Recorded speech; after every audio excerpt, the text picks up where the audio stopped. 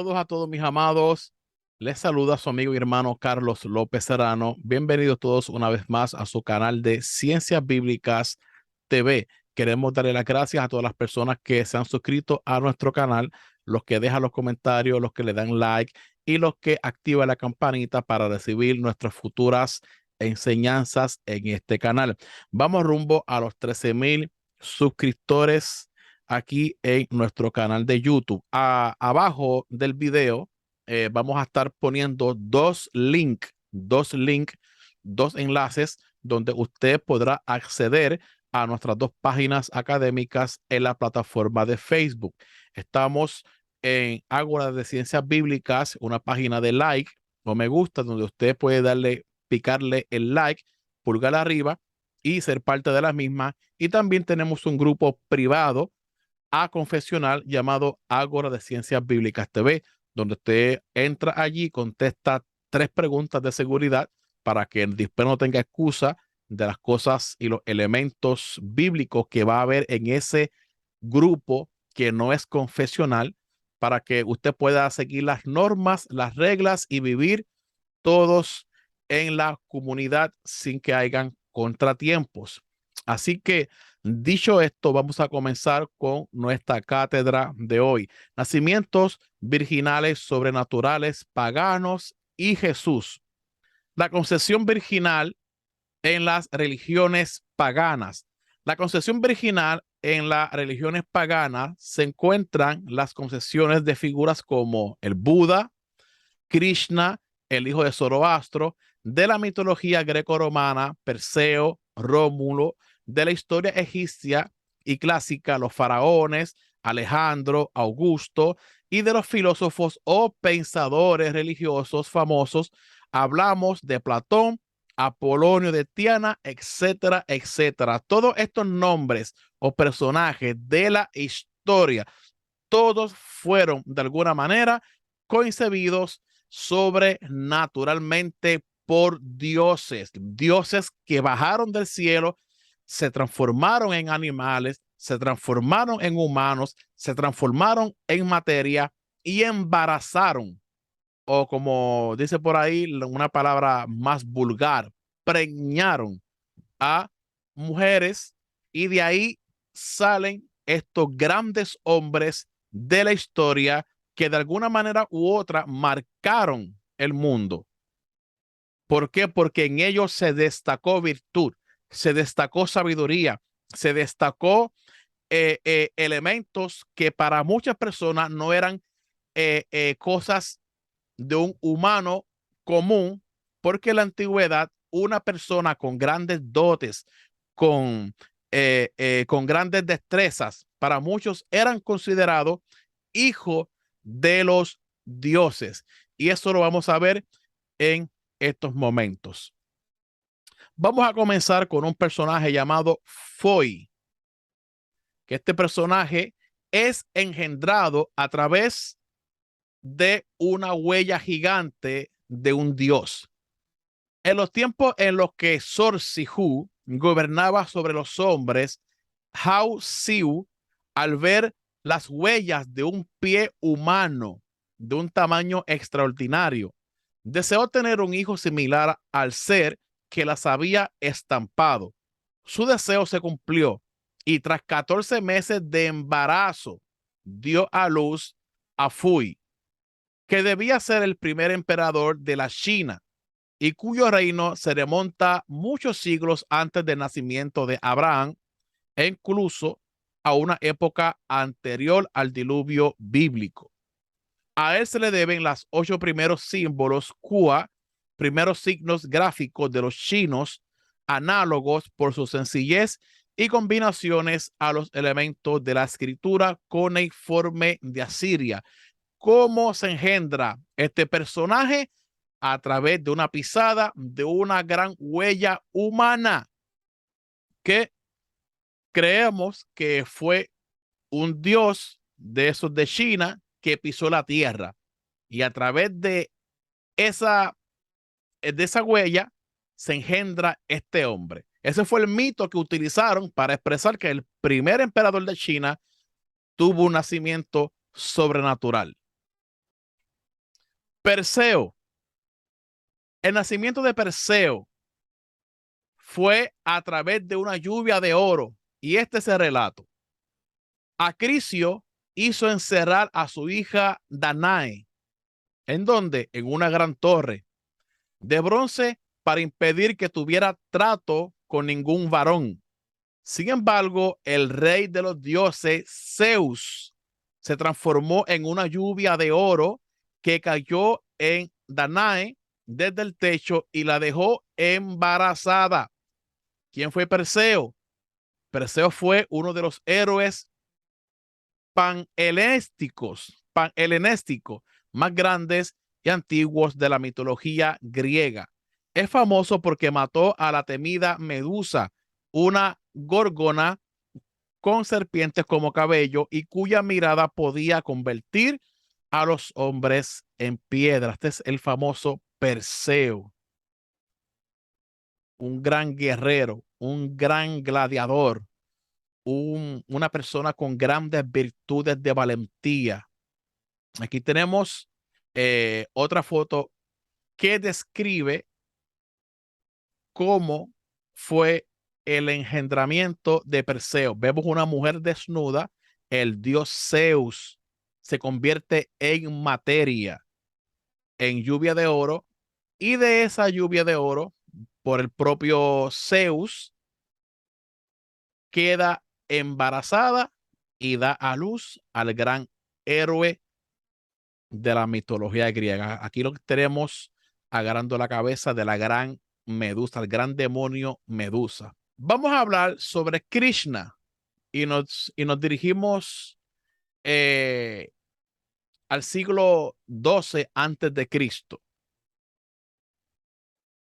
Dice así: Narayana, que es la fuerza suprema, eh, aquí pido disculpas, se me pasó una letra, se supone que diga la fuerza suprema. Entró en la mente de quién? De Vasudeva, que es el padre de Krishna. Devaki, que es la madre de Krishna, recibió en ella un buen auguro personalizado, la esencia de toda la riqueza y la gloria del universo, el alma indestructible que habita en toda cosa viviente y no viviente. Devaki, que es la madre de Krishna, tuvo la gran fortuna de convertirse en la madre del Señor de los señores, o sea, Krishna. Es engendrada por un trueno en las nubes, una de las grandes divinidades, que posiblemente sea Brahma, que Brahma es el Dios creador, posiblemente eh, es una teoría o una hipótesis, como les quieran llamar, fue lo que engendró a Devaki. La leyenda de la infancia y la juventud de Krishna lo describen como un pastor de vacas, o sea, un pastorcito, un niño travieso cuyas travesuras le valieron el apodo de Macam o Macanchor, un protector que roba los corazones de la gente tanto de Gokul como en Vrindavana. Los textos afirman, por ejemplo, que Krishna levanta la colina de Govardhana para proteger a los habitantes de la que de las devastadoras lluvias e inundaciones. Krishna se le conoce como el Señor de señores y muchos aluden a Krishna como, como similar a Jesús. Y siempre se ha comparado a Krishna con Jesús. Y esa ha sido una comparación de años y siglos y siglos. Y vemos que Krishna es engendrada, ¿por qué? Por un trueno en las nubes, por uno de los grandes dioses de esa religión. Aquí tenemos una foto de Krishna tocando una flauta con su cuerpo musculoso, su gran pelo largo, todo una ilustre en su tiempo. Vamos a hablar, amados, de Helena de Troya y estamos en el siglo XII antes de Cristo. El nacimiento de Helena de Troya. Helena de Troya fue que engendrada por quién? Por un cisne, dice el relato. Zeus, transformado en cisne, sedujo a Leda. ¿Quién era Leda? La madre de Helena de Troya. Se puso entre sus piernas y tuvo sexo con ella. ¿Quién tuvo sexo con ella? Zeus, cuando se transforma en un cisne. Aquí tenemos una foto bien polémica para mucha gente. Vemos a esta mujer, Leda, acostada, desnuda completa, y el cisne se le acerca entre sus piernas. ¿Para qué? Para tener sexo con ella, de la cual nacerá Helena de Troya. Y para los que han conocido la historia de Helena de Troya, una mujer importante, eh, con rasgos y características fuera de lo común, por eso creen que Helena de Troya es engendrada por el dios Zeus convertido. Rómulo y Remo, siglo VIII antes de Cristo.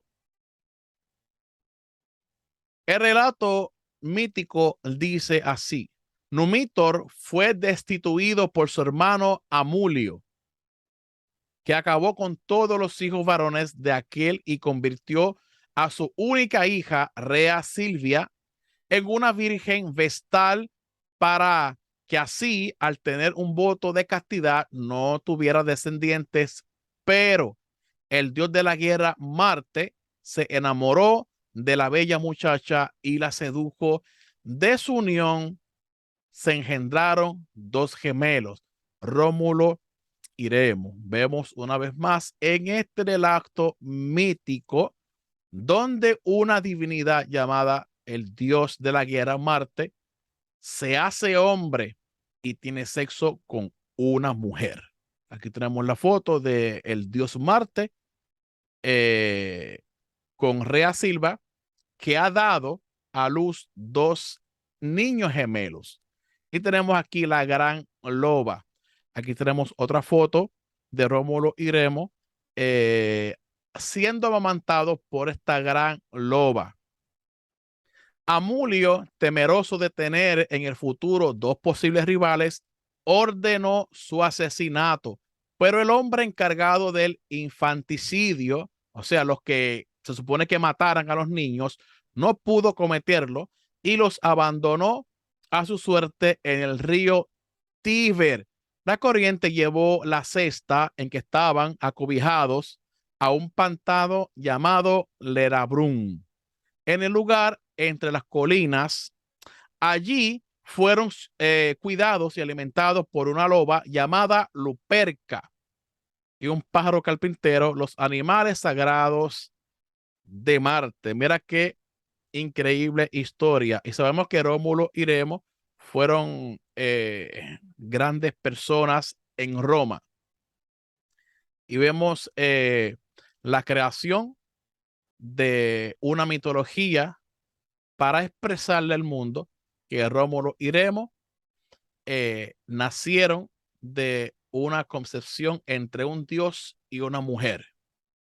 Se lo dice la mitología de ellos.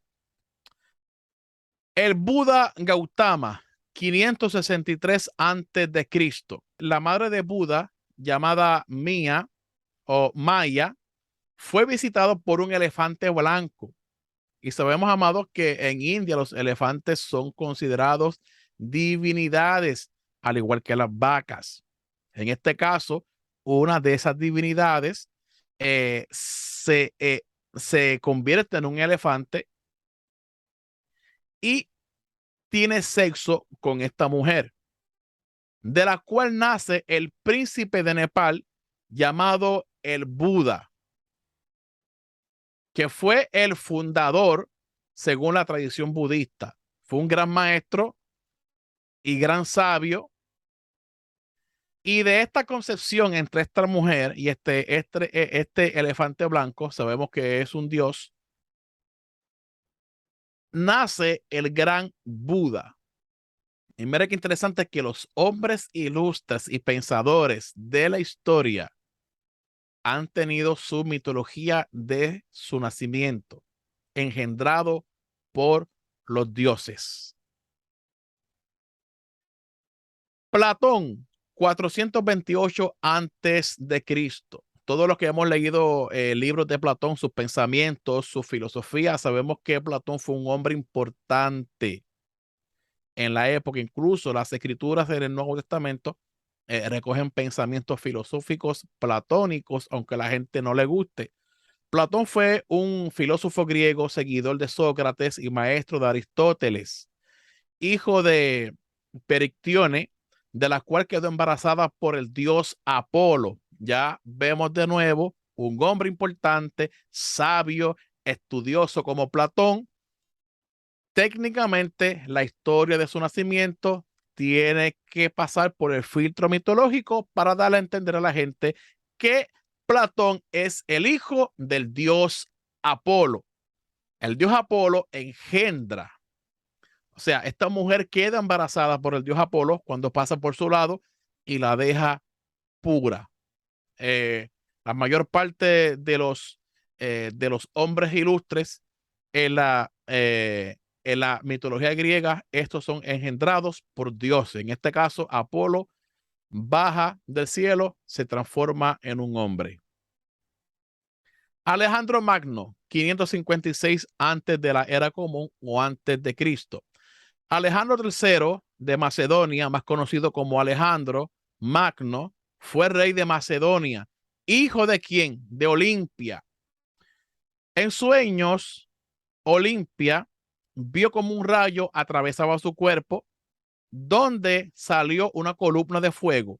Entonces, Filipo un día vio una enorme serpiente, un dios mitad hombre y mitad serpiente, tendida al lado de Olimpia, el cual se cree que engendró.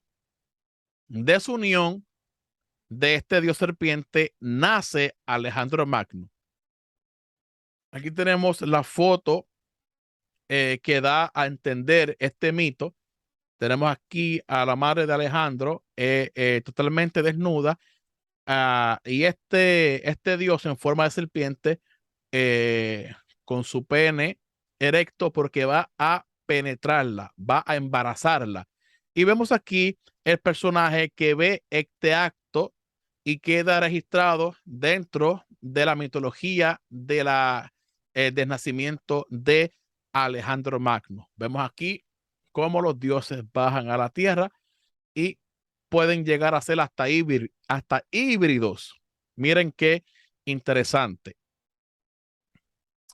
Apolonio de Tiana, 4 antes de Cristo, que es un nacimiento contemporáneo con Jesús. Apolonio de Tiana fue un filósofo matemático y místico griego neopitagórico, hijo de Atis. Antes de su nacimiento, Proteo, un dios egipcio, se le apareció a su madre y le anunció que encarnaría en el niño venidero. Siguiendo las indicaciones dadas en sueño, ella se dirigió a un prado para recoger flores. Estando allí, una banda de cisnes formó un coro a su alrededor, agitando sus alas y cantando al unísono. Mientras estaban ocupados en ello y el aire era abanicado por un delicado céfiro, Apolonio nació. Apolonio de Tiana, ¿cuán importante fue los escritos de este personaje? Que según esta historia mítica, fue engendrado por un dios egipcio llamado Proteo. Y antes de nacer, una banda de cisne formó un coro para anunciar su nacimiento. ¿Acaso eso no se parece a cuando Jesús va a nacer, que una banda de ángeles anuncian el nacimiento de los pastores sobre Jesús, sobre el nacimiento de Jesús, porque esos son datos interesantes. Quiero leer un extracto bastante interesante, que este extracto me lo pasó el compañero Richard Silver de un libro que él tiene, la cual le agradezco esta información, esta ayuda a esta investigación que hice de este personaje.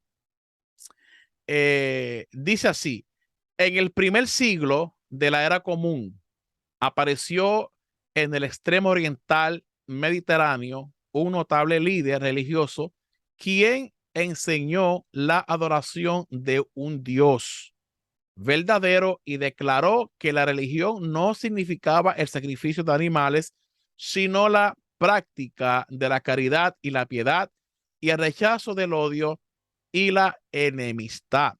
Se decía que hizo milagros de bondad, echando fuera demonios, sanando enfermos, resucitar a los muertos. Su vida ejemplar llevó a algunos de sus seguidores a afirmar que era un hijo de Dios, aunque se llamó a sí mismo hijo de un hombre acusado de sedición contra Roma. Fue arrestado. Después de su muerte, sus discípulos afirmaron que había resucitado de entre los muertos. Apareció a ellos vivo y luego ascendió al cielo. ¿Quién fue este maestro y hacedor de maravillas? Su nombre era Apolonio de Tiana. Él murió alrededor del 98 después de Cristo y su historia se puede leer en Flavius Philostratus, Vida de Apolonio. Quien al principio lee este extracto técnicamente pensará, este extracto habla de Jesús, pero cuando llegamos a las últimas oraciones, vemos que el panorama cambia y se menciona Apolonio de Tiana. Siempre se ha comparado a Apolonio de Tiana con la figura del Jesús histórico. Las similitudes entre Jesús y Apolonio van más allá, provocando incluso ya en la antigüedad debates sobre ambas figuras, como demuestra la obra del politeísta Hierocles, recogida por Eusebio. En ella, Hierocles defiende la superioridad de Apolonio sobre Jesús, lo cual provocó las críticas de Eusebio.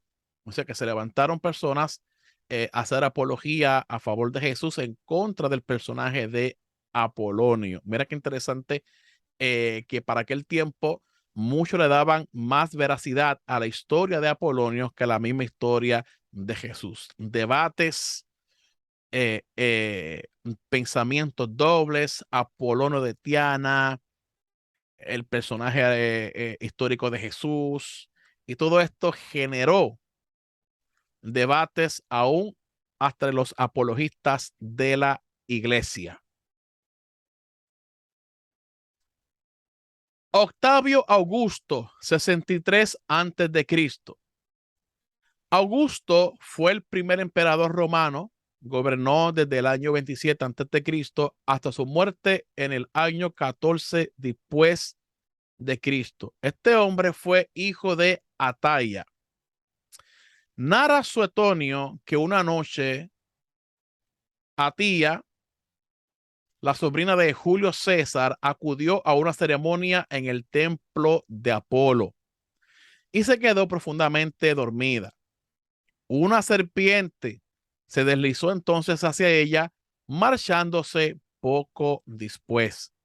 Cuando la joven se despertó por la mañana, al intentar purificarse como si hubiera tenido sexo con su marido Octavio, le apareció en su cuerpo una mancha.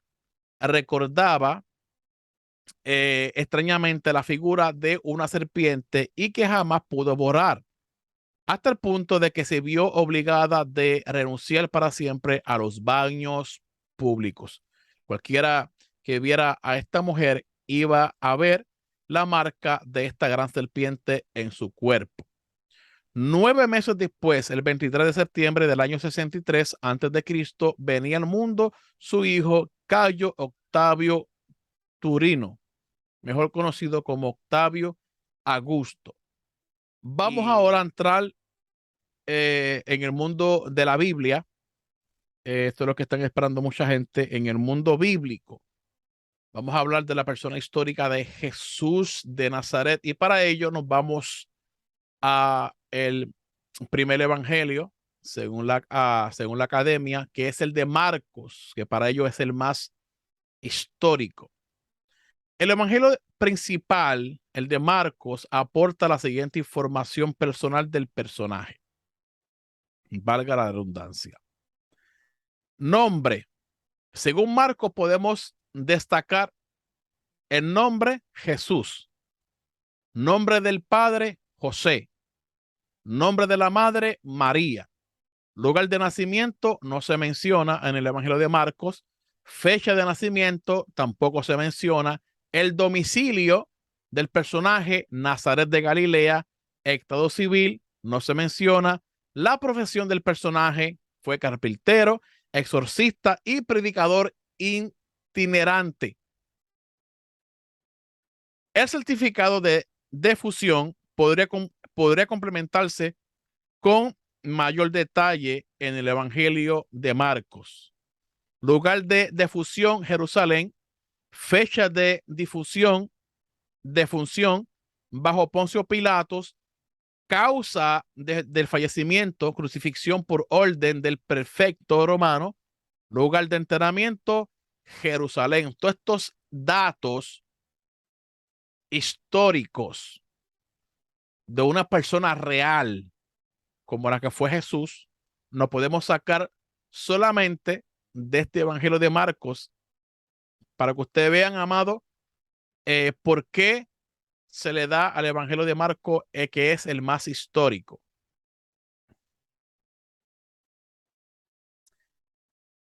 Vamos a ver, amado, dos textos que tienen que ver con el tema que estamos hablando, cómo es concebido Jesús. Dice que es engendrado por el Espíritu Santo, pero en este caso, Marcos no dice nada, porque Marcos fue el evangelio que utilizamos para ver el perfil histórico del personaje. Pero en este caso no podemos usar a Marcos porque Marcos hace silencio sobre este relato. Vámonos al libro de Mateo. Mateo 1:20 dice lo siguiente: así lo tenía planeado. Cuando el ángel del Señor se le aparece en sueño, le dijo: José, hijo de David, no temas tomar contigo a María, tu mujer, porque lo engendrado en ella es del Espíritu Santo. Dice técnicamente que Jesús es engendrado por el Espíritu Santo. Oiga bien, otro texto importante que nos habla con claridad es Lucas capítulo 1, 26 al 35. Dice técnicamente: al sexto mes fue enviado por Dios el ángel Gabriel a una ciudad de Galilea llamada Nazaret, a una virgen desposada con un hombre llamado José, de la casa de David. El nombre de la virgen era María. Y entrando le dijo: alégrate, llena de gracia, el Señor está contigo. Ella se conturbó por estas palabras y discurría qué significaría aquel saludo. El ángel le dijo: no temas, María, porque has hallado gracia delante de Dios. Vas a concebir en el seno y vas a dar a luz un hijo. ¿Quién pondrás por nombre Jesús? Él será grande y será llamado Hijo del Altísimo, y el Señor Dios le dará el trono de David, su padre.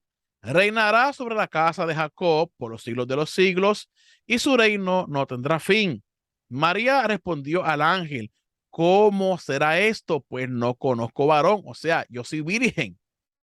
O sea, no conozco varón, no he tenido sexo con nadie. El ángel le respondió: el Espíritu Santo vendrá sobre ti. ¿Quién vendrá? El Espíritu Santo. Y el poder del Altísimo te cubrirá con su sombra. Por eso, el que ha de nacer será santo y será llamado Hijo de Dios. A primera instancia, cuando comparamos la literatura de las religiones paganas con la de Jesús, tenemos que detallar algo y tengo que hablarlo con sinceridad. En la antigüedad, los hombres grandes se dicen son engendrados por dioses que tienen sexo con mujeres. En este caso, Jesús, el ángel le menciona, va a ser grande y será llamado Hijo de Dios. En este caso es engendrado por el Espíritu Santo. Por el Espíritu Santo. Los símbolos en las concepciones. Yo quiero que ustedes vean estas láminas, porque aquí es donde entramos en el lado, en este lado donde diferimos de muchas personas que dicen técnicamente que el relato de Jesús es una copia barata de las otras religiones. Estos son los símbolos de animales en las diferentes concepciones virginales. Muchos dicen el cisne engendró a Helena de Troya. El elefante blanco, Buda, engendró al Buda. Una serpiente engendró a Alejandro Magno y Octavio Augusto. Y una paloma preñó a María y de ella salió Jesús. Eso es lo que dicen y lo he visto. Y hacen hasta memes con la paloma que engendró a María, o sea que embarazó a María y tantas cosas. Pero tenemos que notar algo.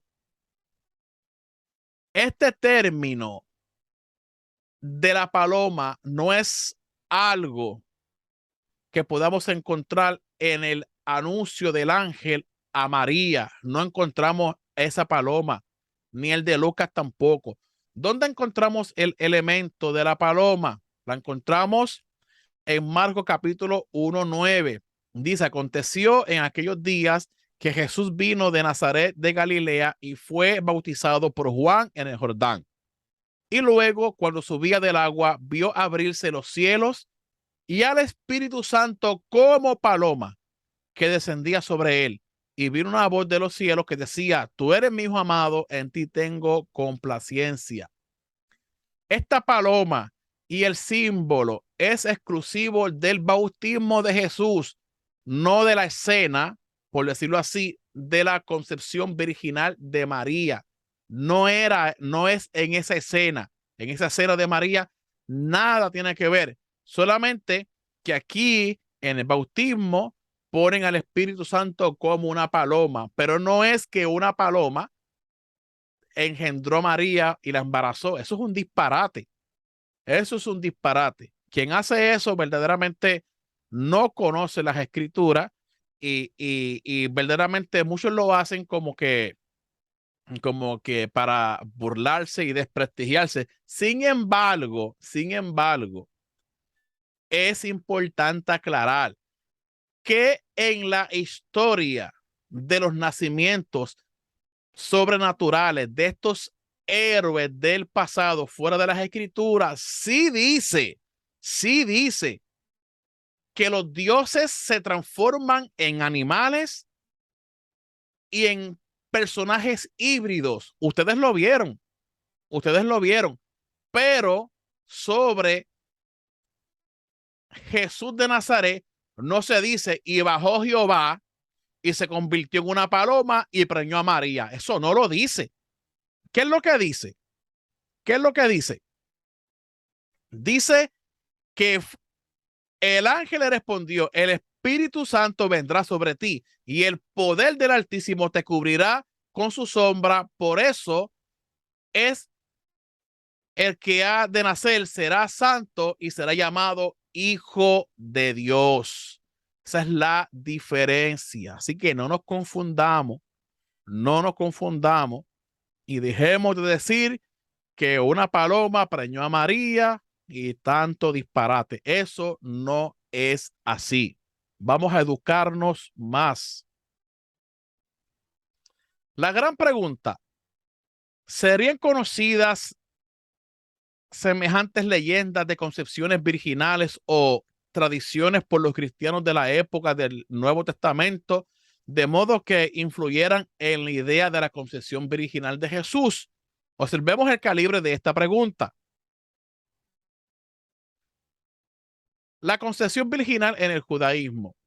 Muchos exégetas, aun sabiendo que Isaías no habló de una concepción virginal, piensan que su profecía fue interpretada en ese sentido por judíos de habla griega de la Septuaginta y que esto es y que esto explica por qué los cristianos judeo-helenistas expresaron sus ideas sobre el origen del Hijo de Dios en términos de la concepción virginal. Pero hay razón para pensar que el texto griego de Isaías 7:14 se refiriera a una concepción virginal o fuera interpretado por los judíos. La exégesis cristiana documentada en Mateo 1:22-23 es la que ha reinterpretado Isaías 7:14 a la luz de una anterior tradición cristiana sobre la concepción virginal de Jesús. A lo sumo, Mateo ha utilizado la interpretación de Isaías 7:14 para ambientar su relato de la concepción virginal. Y no hay pruebas irrefutables de que Lucas dependa de Isaías 7:14. Ese es el pensamiento de los exégetas más importantes sobre estos temas. O sea, que un relato, o sea, que el relato de Jesús que se tenga que agarrar del relato de Buda, el relato de Krishna, eso no es concebido dentro del pensamiento eh, eh, judío del siglo I. Eso no es el pensamiento, ese no es el pensamiento, sino que va más allá de una tradición. Y esa tradición, esa interpretación, viene ya desde un texto del hebreo al griego de la Septuaginta. Y la Septuaginta es un documento importante, muy antiguo, mucho antes de Cristo nacer. Los exégetas responden. Vamos a ver qué opinan ciertos exégetas expertos en el tema. Agarré un pensamiento del profesor Raymond Edward Brown, ya fallecido, es un sacerdote católico estadounidense y un académico experto en exégesis bíblica de renombre mundial. ¿Qué dice Raymond E. Brown? En cuanto a las figuras de religiones paganas, las que les he mostrado, hay problemas internos sobre la datación de tales tradiciones y no hay ninguna prueba de que los cristianos del siglo I conocieran esas tradiciones. Si bien los conversos del paganismo al cristianismo conocerían las diversas leyendas de Egipto, de Grecia y Roma, difícilmente se puede atribuir a los conversos paganos lo que sabemos del marco de la concepción virginal en una anunciación angélica del nacimiento. El esquema de esta anunciación está tan calcado en los modelos veterotestamentarios que al menos hay que suponer la mediación de un judaísmo de habla griega. Tal mediación nos lleva al segundo punto. ¿Hasta qué punto habrían sido aceptables o atractivas estas leyendas paganas para los judeocristianos de habla griega? ¿Habrían consentido tomarlas como modelo para la concepción de Jesús? Muchas de estas leyendas implicaban una conducta sexual grosera. Ojo con esto, Repito, muchas de estas leyendas implicaban una conducta sexual grosera o amoral por parte de la divinidad a quien se atribuía la generación del hijo. Tanto el libro de sabidurías como Romanos 1:24 muestran cómo reaccionarían ante semejante conducta los judíos de habla griega y los judíos cristianos. Esto es un comentario bastante plausible, aceptado por parte de este gran académico que ha fallecido hace algunos años. Y esto que él dice, amado, es una realidad. Es una gran realidad. Qué serio eran aquellos primeros cristianos con la figura de Jesús. Cuánta seriedad, que querían seguir al pie de la página los mandamientos, que no podían concebir ninguna historia pagana para referirse a Jesús, sino que el nacimiento de Jesús es exclusivo dentro del pensamiento del judaísmo del siglo I. Vamos a ver otro comentario del mismo autor. Cuando después del siglo I los cristianos compararon la concepción virginal de Jesús con las leyendas paganas de nacimiento, no vieron ninguna afinidad, sino más bien fuertes contrastes entre ambas. Un fuerte contraste entre ambas. La pregunta es, ¿son realmente paralelos estos nacimientos engendrados por la divinidad de la concepción virginal no sexual de Jesús descrita en el Nuevo Testamento, donde María no es fecundada por una divinidad o un elemento masculino, sino que el niño es engendrado por la fuerza creadora del Espíritu Santo? Estos paralelos implican indefectiblemente un tipo de hieros gamos donde un Dios masculino en forma humana o no humana fecunda a una mujer, bien a través de una relación sexual normal o bien a través de una forma de unión. En resumen, no hay ningún ejemplo claro de concepción virginal en las religiones paganas que pudiera surgir plausiblemente a los judíos cristianos del siglo I la idea de la concepción virginal de Jesús. Cuando tú buscas y tú comparas todos estos nacimientos con el de Jesús, está totalmente alejado, totalmente alejado. John Mayer es un erudito académico bíblico estadounidense y sacerdote católico, considerado uno de los mejores expertos en exégesis bíblica. Mire el pensamiento sobre el asunto. La idea de la concepción virginal, cualquiera que sea su origen, no tiene raíces en ideas paganas de fecundación por un Dios. Oiga, más bien la afirmación teológica que hacen los evangelistas consiste prescindiendo de su base histórica en que el Espíritu Santo, asociado con la tradición cristiana primitiva, con el poder que resucitó a Jesús entre los muertos, es también el poder escatológico que realizó la concepción virginal de Jesús. Dos acontecimientos que los autores neotestamentarios ven como señales del fin de los tiempos. Este profesor, experto en el tema, tampoco da plausible eh, que estos nacimientos paganos nada que ver con el nacimiento de Jesús. John Dominic Crossan, aunque John Dominic Crossan es un erudito del Nuevo Testamento irlandés, historiador del cristianismo primitivo, un ex sacerdote católico.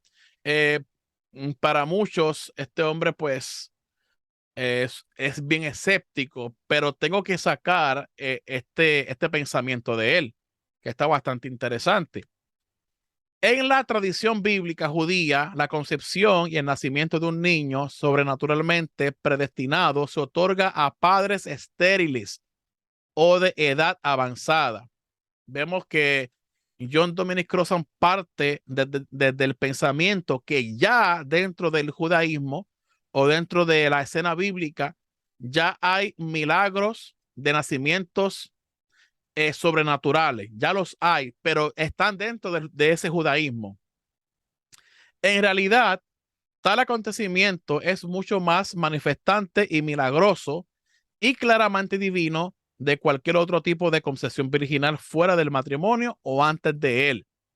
La afirmación de una concepción virginal podría ser un simple error o incluso una mentira, pero una concepción y un nacimiento claramente posteriores a la menopausia son susceptibles, al menos en teoría, e incluso a un relato de una verificación manifiesta. Vamos a la conclusión. Vamos a la conclusión para cerrar eh, esta cátedra. La concepción virginal no es un dato biológico ni ginecólogo, es un dato teológico. Yo creo que todos estamos claros en eso. Es un dato teológico, aunque la gente se escandalice conmigo, es un dato teológico, porque la Biblia es teológica. Los evangelios no copian nada de los nacimientos virginales paganos. Ya Israel manejaba relatos de nacimientos milagrosos, como Isaac en el Antiguo Testamento, ya que Sara era una mujer estéril. Jacob, ya que Rebeca era estéril. Sansón, ya que la esposa de Manoa era estéril. Samuel, ya que su madre Ana era estéril. Juan el Bautista, ya que su madre Isabel era estéril. Todas estas mujeres, todos estos nacimientos fueron nacimientos milagrosos que de alguna manera u otra ya Israel manejaba. ¿Quién es el que abre las matrices? Según estos relatos, Dios.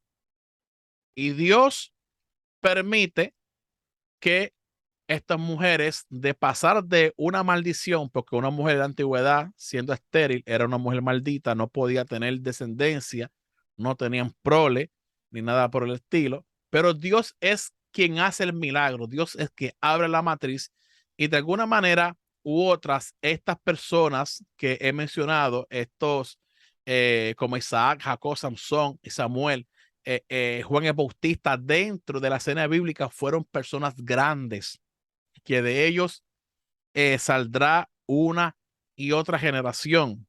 Y ya Israel manejaba que ya estos nacimientos provenían de Dios, pero ya Israel manejaba ya estas concesiones milagrosas. O sea, no es algo que Israel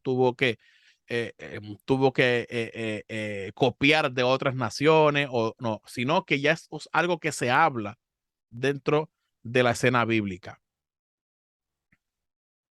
Segunda conclusión. Muchos han propuesto el nacimiento de Jesús que está basada en los antiguos mitos paganos. Repito, muchos han propuesto el nacimiento de Jesús que está basada en los antiguos mitos paganos sobre padres divinos y madres humanas. En el Nuevo Testamento, repito, no hay huella de eso. No obstante, hay algo inusual en el relato matiano. La concepción de Jesús difiere de las anteriores en que María no tuvo sexo ni con su marido ni con la divinidad. María se quedó embarazada cuando el Espíritu Santo se puso sobre ella. Los evangelistas, y en nuestro caso Mateo, no conciben a un dios como Júpiter o Zeus, un dios laxivo, mentiroso y en busca de sexo. El dios de Mateo no es el dios de los griegos. Además, el Espíritu Santo o el Espíritu de Dios en griegos es femenino, neuma. O sea que que ya desde ya el nombre en griego no es masculino, sino femenino. Entonces, no podemos decir que Yahvé bajó y embarazó a María, la preñó, como en los relatos griegos. Aquí vemos una foto bastante interesante de un dios, ya sea Zeus, Apolos o Hermes, lo que sea. Vemos que un dios baja y siempre tiene sexo con mujeres. Los dioses griegos son dioses que hacen lo que le da la gana, rompen los límites, rompen las reglas, bajan a la tierra, se convierten en materia, en humanos, en híbridos, en animales y embarazan mujeres. Eso no lo vemos en los evangelios. En los evangelios no lo vemos. Y si alguien quiere utilizar, no, pero es que los griegos, es que el Espíritu Santo en griego es femenino. Así que en este lugar de los evangelios, nada que ver con los nacimientos virginales paganos de la antigüedad. Este es el fin de la cátedra. La bibliografía que utilizamos es la siguiente. La primera Navidad, lo que los evangelios enseñan realmente acerca del nacimiento de Jesús, por John Dominic Crossan, editorial Verbo Divino. Los mitos griegos por Robert Grace, editorial Ariel. John P. Mayer, un judío marginal, nueva visión del Jesús histórico, tomo 1, las raíces del problema y la persona, por Verbo Divino. Raymond Brown, el nacimiento del Mesías, comentarios a los relatos de la infancia de Madrid, ediciones Cristiandad. Introducción al Nuevo Testamento por el mismo autor, volumen 1. También utilizamos un libro que nos proveyó por lo menos una página para esta investigación por el hermano Richard Silver, que le enviamos un saludo acá desde Ágora. Gospel Fiction, autor Randel Elmes, editorial Prometheus Book. Las Madres Vírgenes y los Embarazos Milagrosos por Pierre Steinves, editorial Acal. Gesa Vermes, Jesús el Judío, editorial Atajos. Y por último, E.P. Sanders, Jesús y el Judaísmo, por editorial Trota.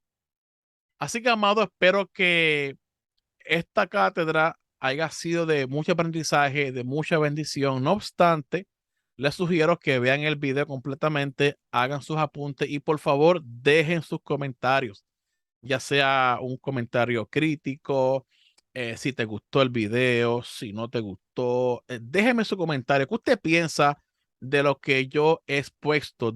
¿Qué usted piensa de lo que dicen los grandes catedráticos sobre este asunto? ¿Jesús copió o los autores copiaron de relatos paganos o lo de Jesús es algo propio del judaísmo helénico? Así que espero tus comentarios. No te vayas sin antes darle like al video, activa la campanita y comparte el material en los diferentes grupos académicos. Recuerda, deja tu comentario. Este fue tu hermano y amigo Carlos López Serrano, fundador de Ágora de Ciencias Bíblicas. Será hasta la próxima. Bendiciones.